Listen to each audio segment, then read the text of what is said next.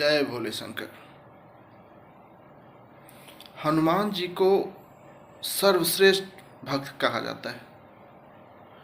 उनके जैसी भक्ति आज तक किसी ने नहीं की।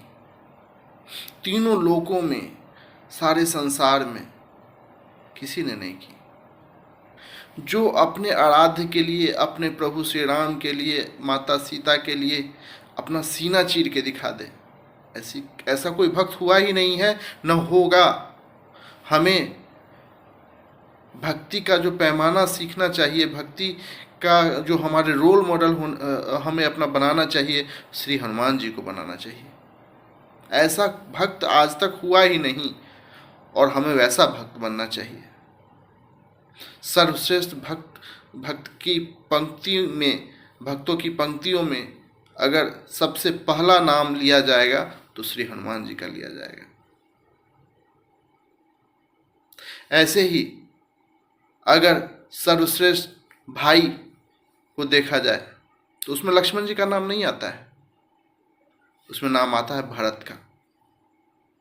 लक्ष्मण जी ने राम जी के साथ वनवास गए, उनकी और माता सीता की सेवा की।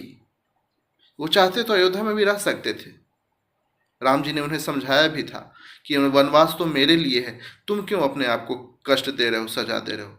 उन्होंने कहा, नहीं प्रभु, आप मेरे बड़े भाई हैं, मेरे भगवान हैं और मैं आपका साथ नहीं छोड़ सकता। फिर भी इस जग में सर्वश्रेष्ठ भाई की जो उपाधि है लक्ष्मण जी को नहीं मिली, वो भरत को मिला।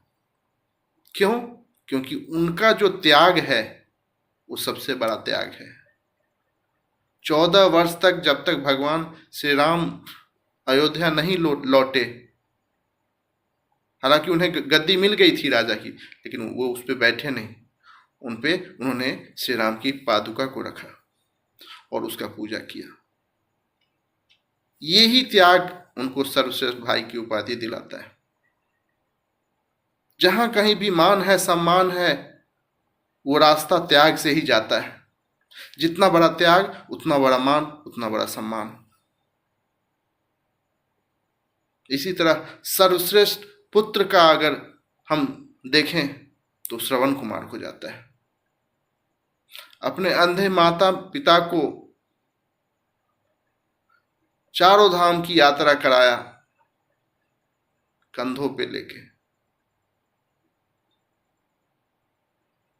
ऐसा पुत्र जो माता पिता की सेवा करे, वो श्रवण कुमार से सीखे। इसलिए मित्रों, साथियों, हम जो भी बनना चाहे उसमें आदर्श को सामने रख के उस पैमाने पे हमें आगे बढ़ना चाहिए।